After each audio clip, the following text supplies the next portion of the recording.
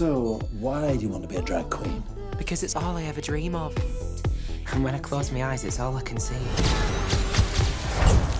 You just found yourself a mentor. Yes, please.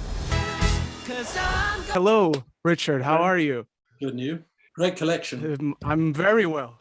Oh, thank you. I'm very good not talking to you. I left something out of the screen to show you in the end. Thank you so much for giving me a minute of your time. Wonderful job in this movie, as you always do. You play such a pivotal role in this movie. Like, your first scene is so important for the story and for Jamie. Was that the first scene you shot when production rolled? Yes, it was, and I felt that because it was the first day for Max Harwood, who'd never done a movie or TV or short film before, I had to just do my job as well as I could and hope that it would help him. So that, but I mean, he was just instinctively on the case right from the get-go. So there was a situation where he didn't stand on his mark quite correctly at the beginning, or there was a shadow on his face. I just put my phone up and say, here's, if you stand here, the shadow's not going to be there. And he just learned instantly. I learned more from him than the other way around. Oh man, I can't wait to ask him what he learned from you, because the story you tell him right in that first scene when the two characters meet for the first time is so beautiful, and Hugo is telling him how amazing it's going to be be his true self and celebrate that. But it's also a very cautionary tale about the dangers, how much he's going to suffer, unfortunately, and those around him as well.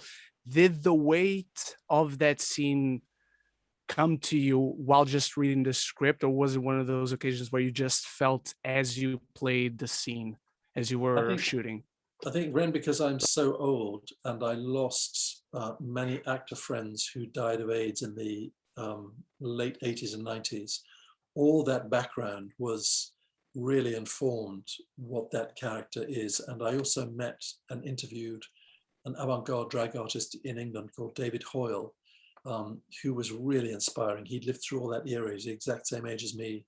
So his first-hand experience really informed how I approached that part. I owe it all to him. Yeah, I was just going to ask what kind of research went into this role, because obviously every role is different in terms of the research, and I was really interested how you went about to prepare for this one specifically. Oh, I watched 11 series of RuPaul's Drag Race in 3 weeks. Oh, of course. Yeah.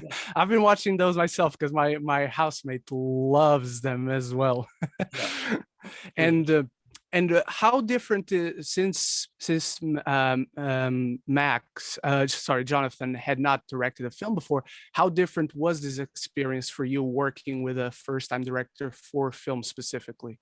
I think because he'd taken the idea from seeing the documentary 6 years ago.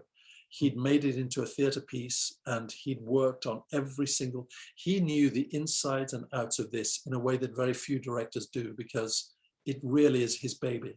So because he was so informed and passionate about it, he was much more experienced in a way than sometimes somebody who's a director who comes on, reads a script, they do the prep, 2 months later, they're shooting the movie. He's lived with this story for 8 years of his life.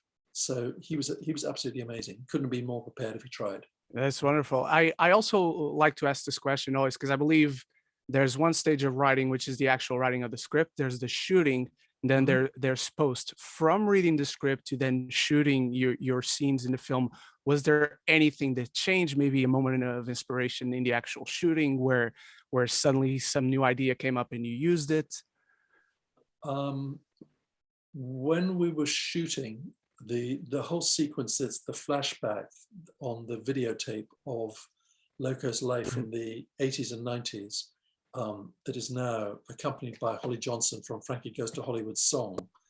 That didn't exist when we were shooting it. So the power of that song and him being an HIV positive survivor of that era is a very poignant historic anchor for the whole story now. Just to give you the background of where Loco's character has come from and why he is as broken and sad as he is, and that becoming the mentor to Jamie reignites his life and his passion for drag. So I think it's a very poignant thing that they've done, that I didn't know that was going to be the case when we were actually doing it. Well, I want to ensure it comes across in the directing, in the performance. My time is up. I want to thank you for your time, and I just want to show you that I need one of your version specifically of this character in a box right here. Thank you so much, sir. I appreciate you. Ren, make it happen. I will. Thank you so much.